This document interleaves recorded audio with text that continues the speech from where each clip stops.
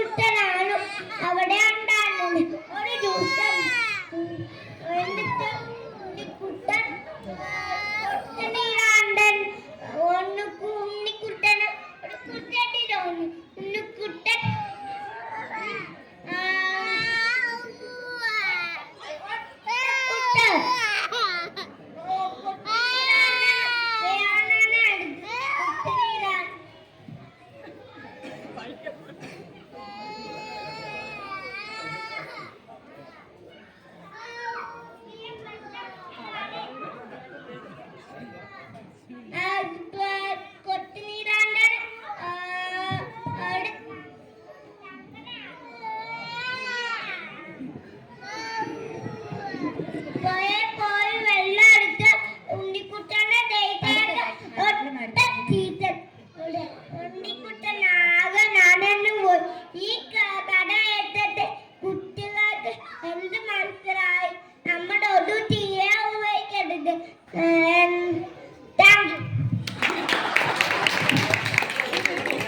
നല്ലൊരു കഥ നമുക്കായി സമർപ്പിച്ച ഏലൻകുട്ടന് നന്ദി.